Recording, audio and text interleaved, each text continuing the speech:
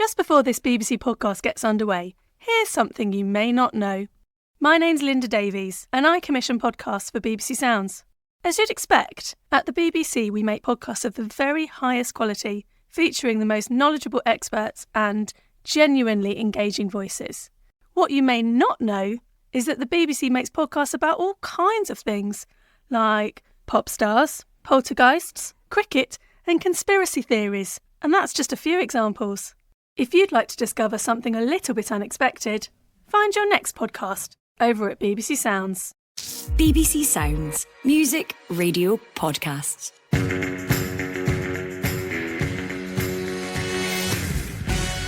Hello there, I'm Liam McLeod, and this is the Scottish Football Podcast, kickstarting your week with all the news, views and analysis that you need.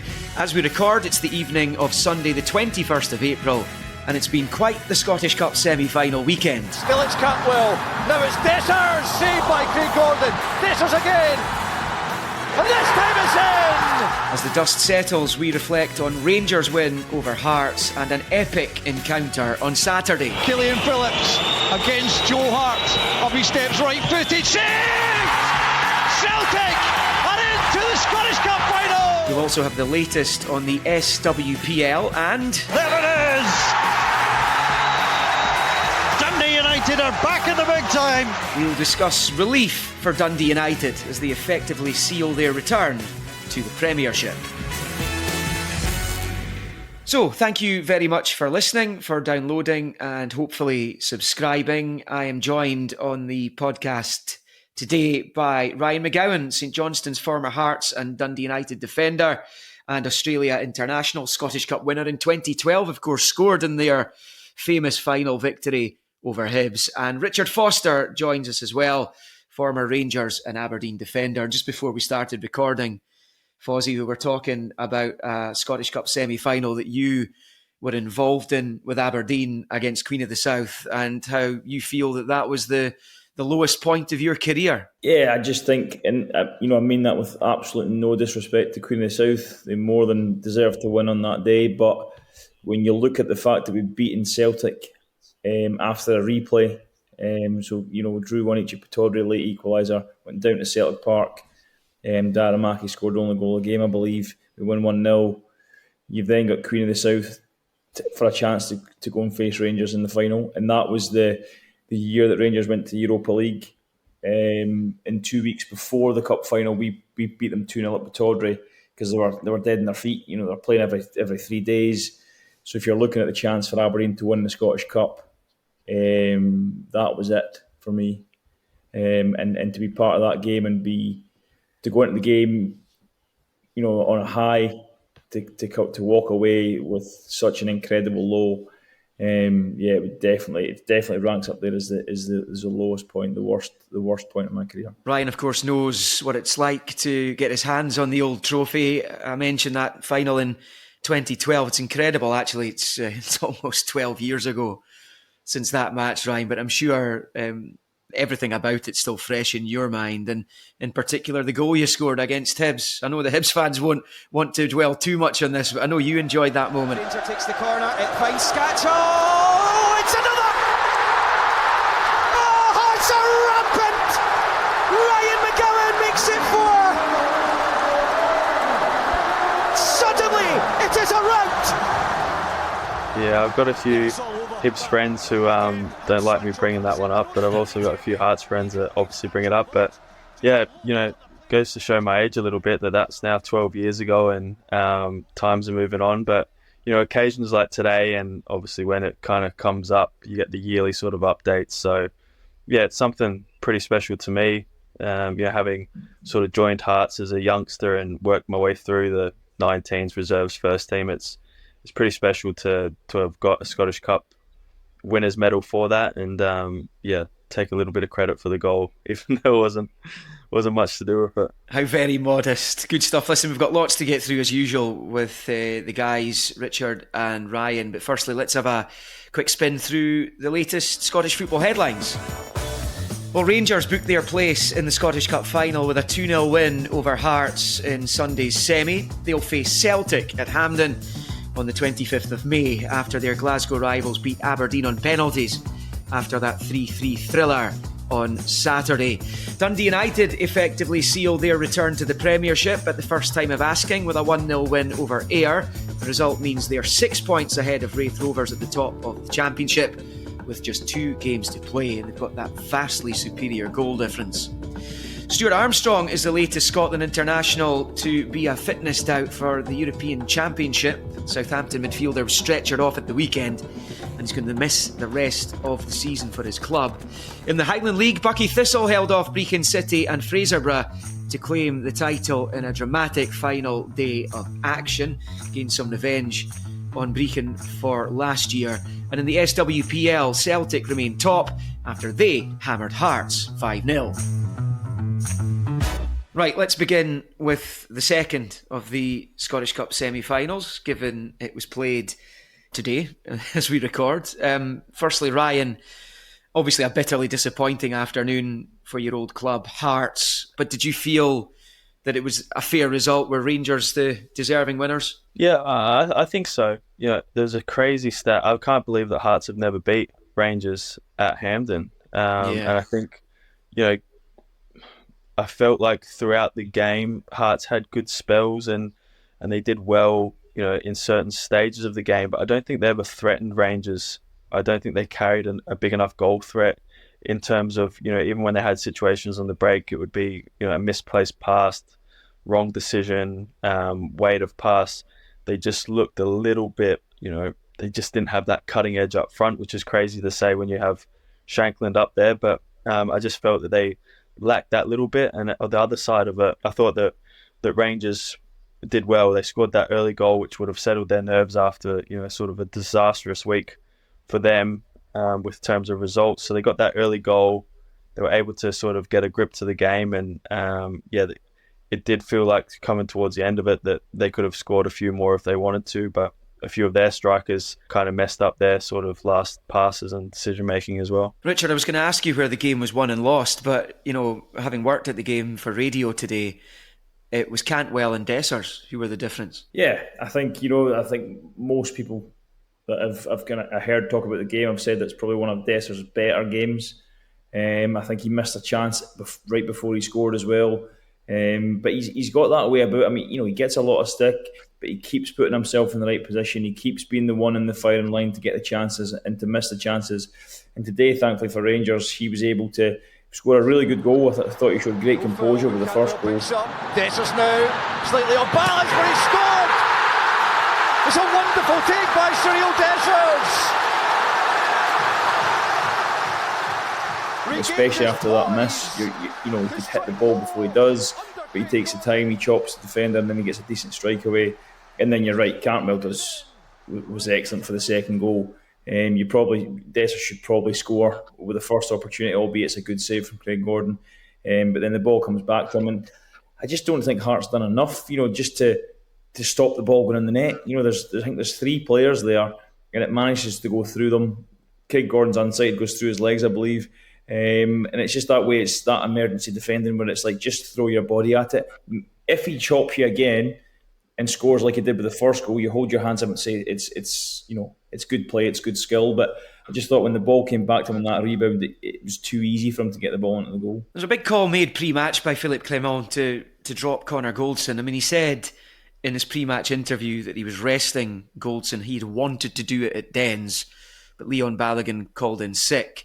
So Balogun started today, and Ryan actually put in an excellent performance. But it's a big statement, that, isn't it? Because Goldson's barely missed a game since he signed for the club. Yeah, I thought he was excellent. I thought he was a pick of probably the centre-backs on the pitch. It looked like a player that wanted to come in and, show his worth, show that he wants to play these, remaining 6 games for Rangers. And, I think Rangers maybe need a little bit of a shake-up in terms of, they've had a couple of bad results on the spin. They probably need a little bit of a wake up to the squad to realise that that's not good enough. And the boss is showing his sort of power that anyone can be dropped or miss a game or so-called rested. You never know when managers come out, because sometimes you are rested, but other times it is a little bit of a one. But it gives them a headache going into the next game. Is Goldson rested enough to come back in, or is is he happy enough with the performance to leave the same team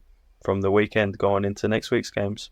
We'll look at Hearts in just a moment, but Richard, from a Rangers point of view, given they came into this one having won just 2 of the previous 8, given there's still a treble on the line, it was of paramount importance that they won the game first and foremost, regardless of the performance.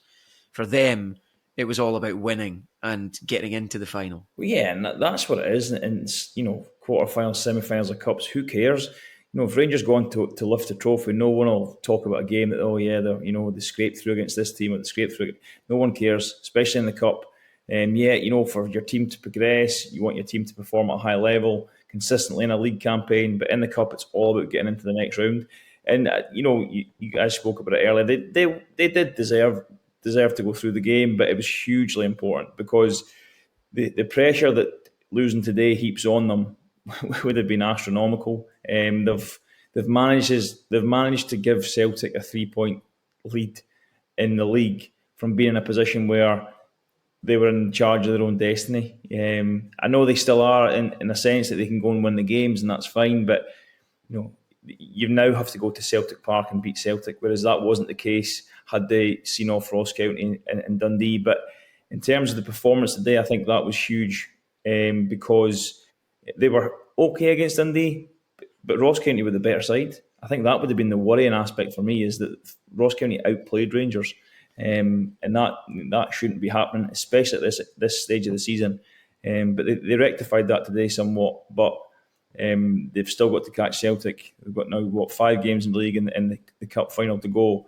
It could still be a hugely successful season for Rangers, and they've got to try and get themselves back into the groove after today's performance and result. Yeah, I mean, the big issue they've got in the league now is that they could win every game and still not lift the title because of that week that they've just endured. They can't control how many goals Celtic score in the other matches. So that's the issue. It's not in their hands now. As far as Hearts are concerned, Ryan, Stephen Naismith said afterwards he kind of felt that it was a missed opportunity for them. Do you agree with that? I think so.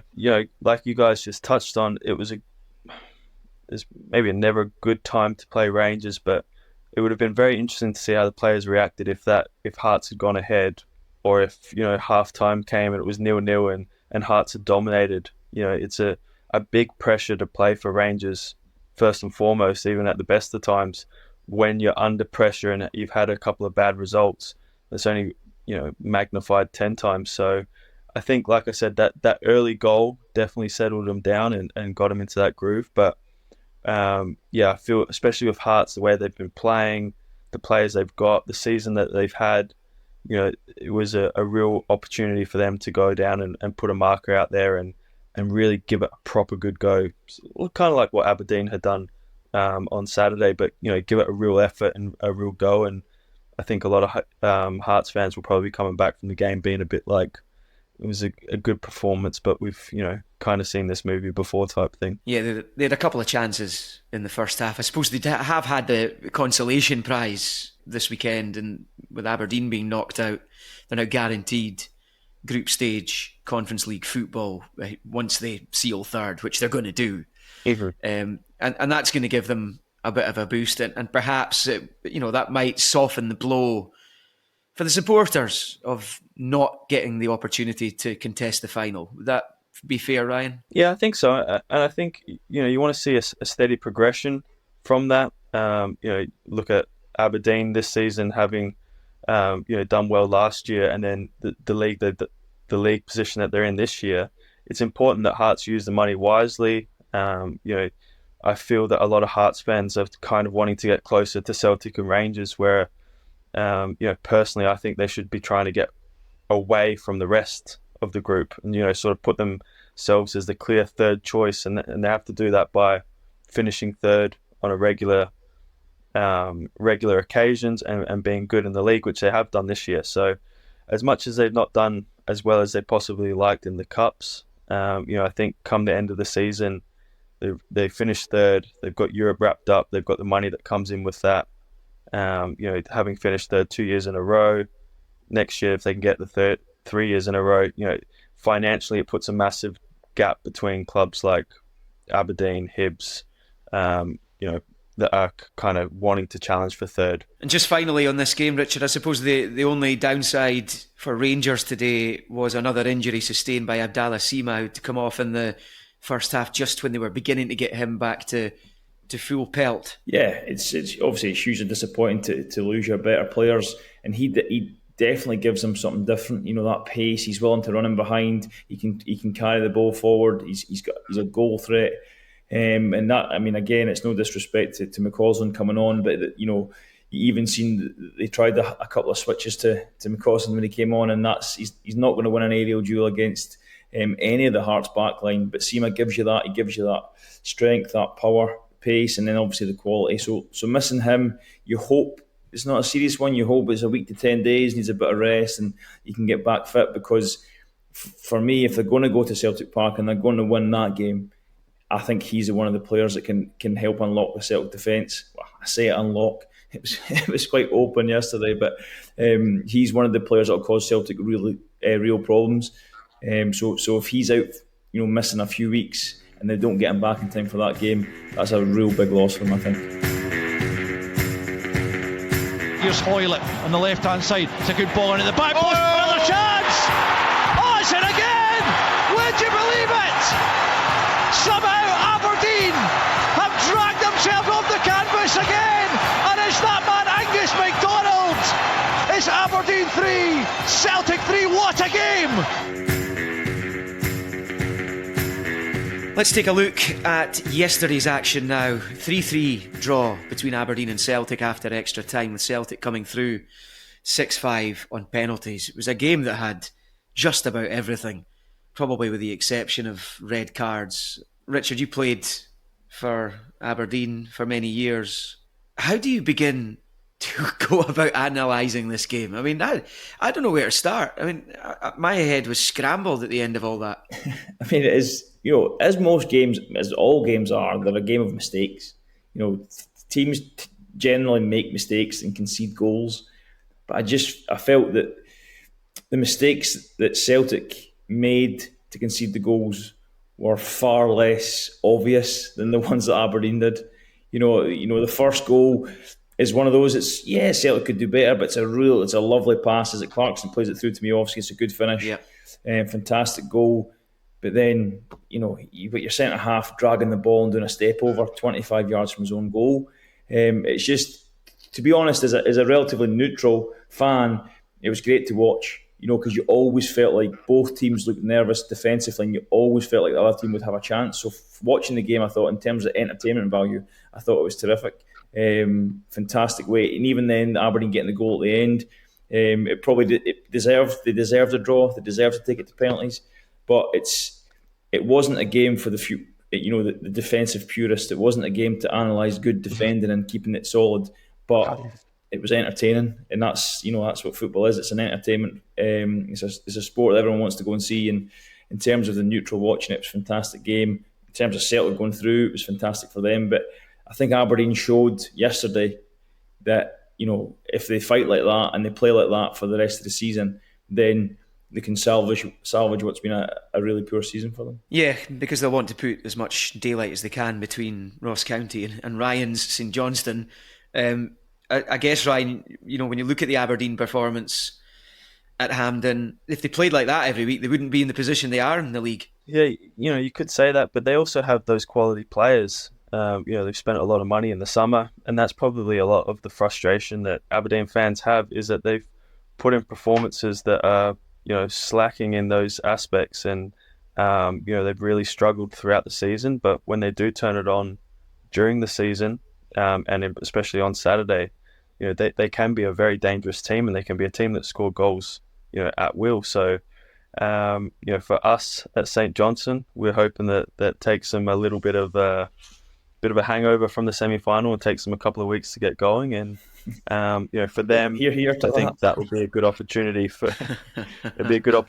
them to, you know, show how well they do, and you know, like you said, they'll be trying to finish off the season as positively as possible. Yeah, the guys have to be careful what they're saying, because obviously you've still got matches against Aberdeen, the two of you, Richard at Motherwell and Ryan with St Johnstone. I'll have a quick word with you, Ryan, about that before we finish up for today. But as a spectacle, it was a terrific game for the neutral to watch. I think Brendan Rodgers said afterwards that he needed a bit of therapy after that match. He was going away to lock himself in a darkened room, I think. There was a lot of positives for Celtic to take from the game. The fact that James Forrest scored within a minute of coming on as well. He's got a wonderful record at Hampden.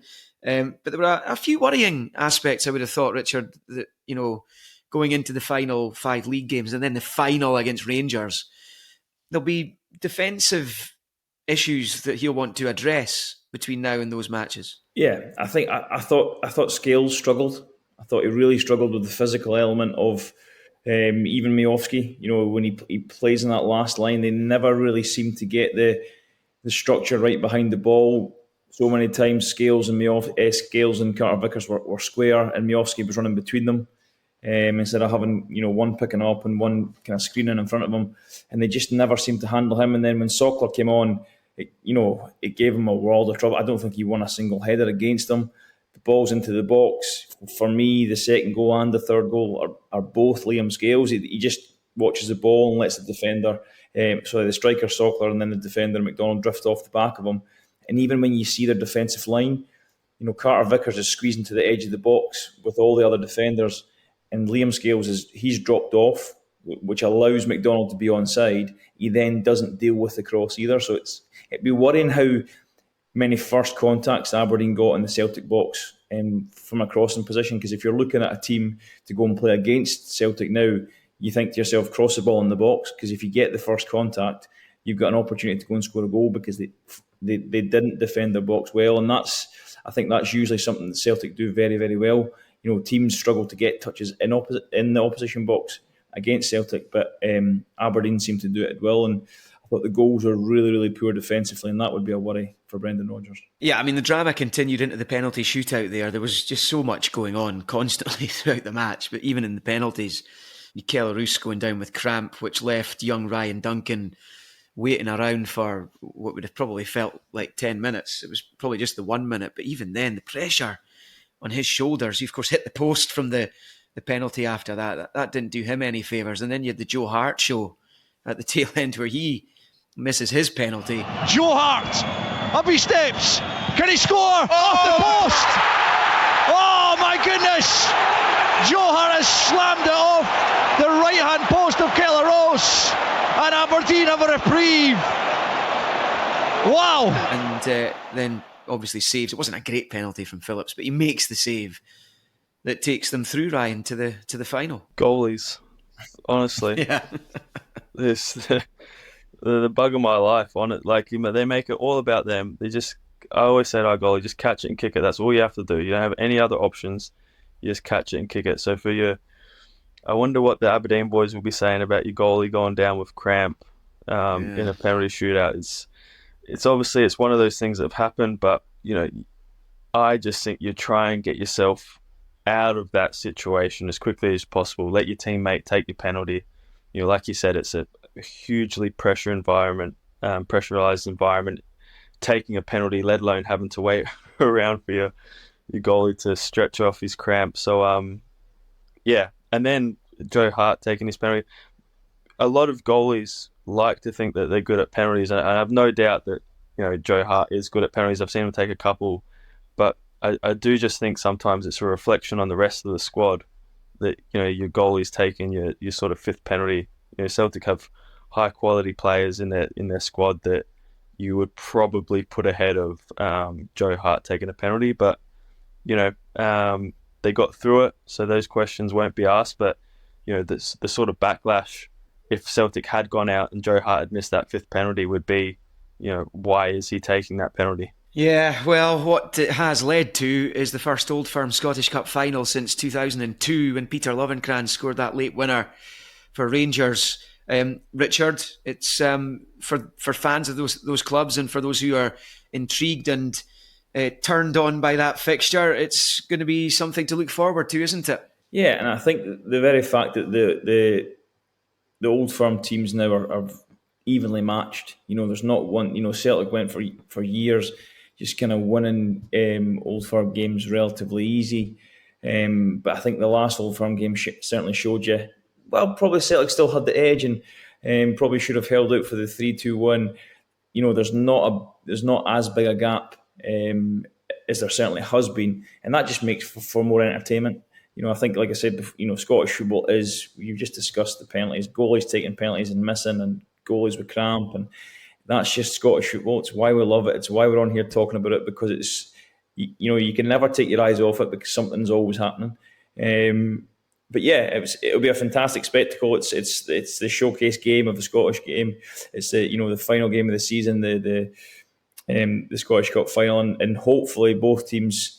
Well, for me watching, I'm hoping that both teams are as defensively poor as Aberdeen and Celtic were. And both teams are as lethal going forward as Aberdeen and Celtic were, because then we'll get goals in the game. No doubt there'll be cards. No doubt there'll be VAR controversy.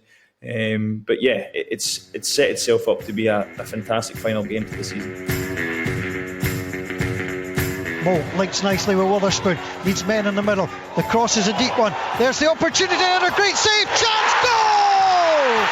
Chris Mulgrew knocks the ball into the back of the net, and that could be the goal that clinches the championship for Dundee United. Before we go, let's have a quick look at the championship. Dundee United beat Ayr 1-0 to effectively seal their promotion back to the top flight at the first time of asking. Ryan, great for Jim Goodwin, great for the club, and I suppose as well, great for the top flight. You're going to have a Dundee derby back next season, and games at Tannadice are always decent spectacles. Celtic, Rangers, Aberdeen games there as well. It's St Johnstone games there as well. You'll be hoping that manifests next season. But it's great for Dundee United and the fans, and they celebrated wildly that they're back at the top table. Yeah, I think it was super important for them to come back at the first time of asking. I think you don't want to be one of those ones that have to go up through the playoffs, especially for the club the size of Dundee United. They don't want to be in those situations. They want to be up playing against Aberdeen, St Johnstone, Celtic, Rangers, Dundee. So, I think that would have been bitterly disappointing for them. But at the same time, they're in that league. They had to go and win it. They've made, I wouldn't say they've made hard work of it. I think that a lot of credit has to probably go to Wraith Rovers for taking it to this such end of the season. But overall, to win any league's difficult, and all credit to Dundee United for doing it over the course of the season. And as much as it's not mathematically done and dusted, I think it will be a good thing for Scottish football to have them back in the Premier League. Yeah, so it will be Partick Thistle Airdrieonians in the playoff quarter-final. The winner of that will play Wraith Rovers, and then the winner of that will play whoever finishes 11th in the Premiership. And Ryan is desperately hoping that isn't St Johnstone. They've got Hibs at the weekend. Richard Motherwell go to Aberdeen. Ross County are at Livingston. It's crunch time, is it not? It certainly is, and I think there's always been there's been criticism of the top six, bottom six split, but I think this this setup with all the teams playing each other, it does make for a more exciting end to the season. Typically teams finishing probably from 6th down to that 9th position, they had nothing to play for, and you could just kind of coast for the rest of the season. But that's not the case now, because each game means something. For ourselves, if you go up to Pittodrie and you don't win the game, then depending on other results, you get yourself dragged back in. Flip side, if we win that game, then Aberdeen are dragged back in, and all the kind of twists and turns that can possibly happen. It's going to be, hopefully for myself and for Ryan, it's going to be relatively calm end to the season, and other teams get dragged in. But yeah, in terms Ryan's of smiling widely here. I'll bite your hand off for a comment. Especially because I don't think any team want to face Thistle, because they're going to do it again and get to the playoff final again this year. Oh, well, they'd be desperate to do that and make amends for what happened to them last year. Ryan, just finally on this, I was working with your manager at Dens last week, the Dundee Rangers game. He was pretty calm about the whole situation. Is that calmness making its way through to his players? Yeah, I think so. Like what Fozzie said, it's still in our own hands. We're not relying on anyone else, and we know that we have to go out and get victories in these last 5 games. So that's probably the situation, albeit Ross County beating Rangers makes that 4-point gap to 1 point, but it's still going to be a case of having to win probably 3 or 4 games. We'll be looking to try and win all of the games, but we were always looking towards coming into the split knowing you're going to have to win more games than you lose because you're playing the teams in and around you. And with Ross County's result, that doesn't particularly change anything. It just leaves that there's going to be sort of ups and downs and twists and turns. If we get a draw against Hibs, for example, and Ross County win, it doesn't change things too much because we play them in a couple of games anyway. So it's it is good that the way the split works, but it's important for us that we go out there and get a little bit of a run with wins, which will be then we can relax the last couple of games like Fozzie wants. Yes, indeed. Well, listen, I'll let you relax after an excellent chat, guys. Thank you very much. Just before we leave you, though, it's been a big week in the SWPL, and here to fill us in on all the latest is Charlotte Cohen. This is the Scottish Football Podcast.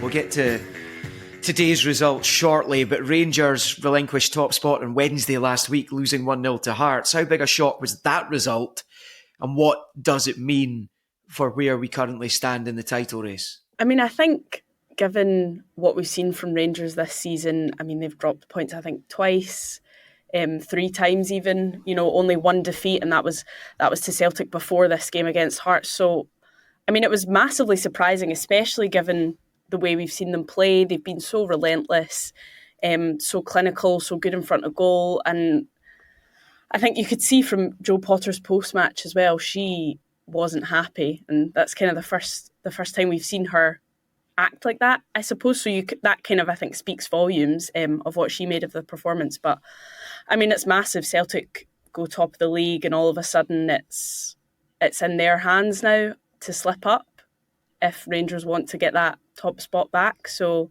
yeah, it's massive, and a massive win for Hearts as well, not to take anything away from them and their performance. I mean, I think it was they were saying it was their first win over one of the big 3, Celtic, Rangers and City. So a massive result for them, and real evidence of the progress that they've made, particularly this season and under Eva Olid as well. So after the weekend matches, the Sunday matches, Celtic now 2 ahead of Rangers and with a superior goal difference. They won 5-0 against Hearts, which perhaps sheds even more light on the result that Rangers had against them last week. That match this afternoon, really impressive performance and scoreline. Have they got the momentum now? I think they do, and I genuinely don't see them dropping points between now and the end of the season. They just look so good. They can score.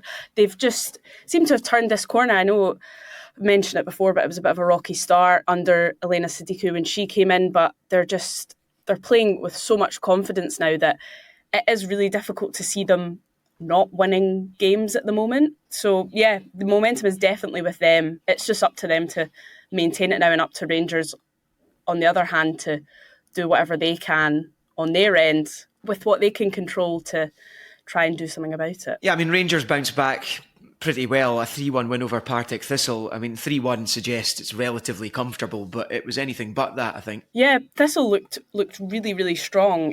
They've been through a bit of a sticky patch recently, but yeah, they gave Rangers a really, really tough game. It took 2 late goals for Rangers to actually get the win. So yeah, but I suppose for Rangers it's job done no matter how they do it. They get the 3 points, they stay 2 behind Celtic, and just keep going from that. Glasgow City, 1-0 win over Hibs. Are they still in the mix? 5 points behind Celtic with 5 to play, the defending champions.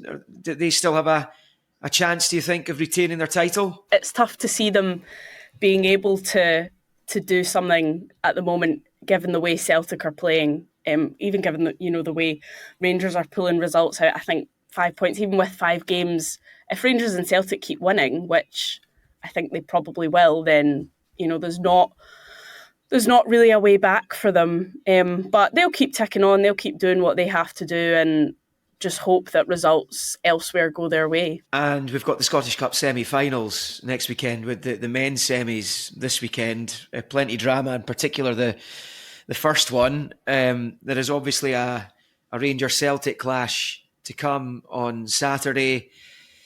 And it's always a big weekend, whether it's the men's or women's game. And there's going to be a lot to look forward to, I would have thought. Oh, yeah, definitely. I mean, we've got Glasgow Derby on the Saturday and the Edinburgh Derby on the Sunday. So yeah, it's two really exciting games, both at Hampden.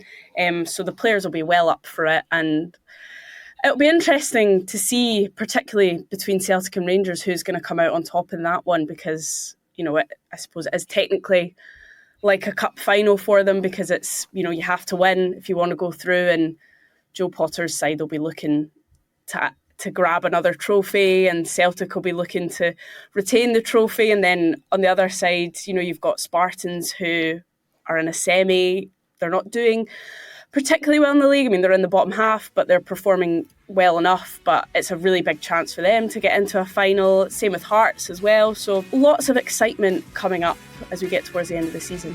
Thanks very much to Charlotte, and thanks too to Richard Foster and Ryan McGowan. Remember, we publish new episodes every weekday morning, so you can get your daily dose of Scottish football bright and early. So if you haven't done so already, just follow and subscribe wherever you get your podcasts so you don't miss out. Bye for now. Sacked in the Morning is back. I got the ball and I put it on the spot, and as I got up, it was literally the best feeling I've ever had. And believe me, I spent a lot of money on feelings in my life. Joining Craig Levine and myself, Amy Irons, will be some of football's top managers, best characters and most colourful players, as we reveal what exactly goes on inside the dugouts and dressing rooms up and down the country. We had a lad the other week, and I saw him. He was playing the first half. He was playing the opposite wing. He had a set of gloves on and short sleeves. And I thought to myself, I can't wait till next half till he comes near me. As the manager comes in, he smashes the door open. The jacket's off, shirt sleeves are up. We're thinking, here we go. We're all nudging each other like school kids and giggling. Sacked in the Morning. Listen now on BBC Sounds.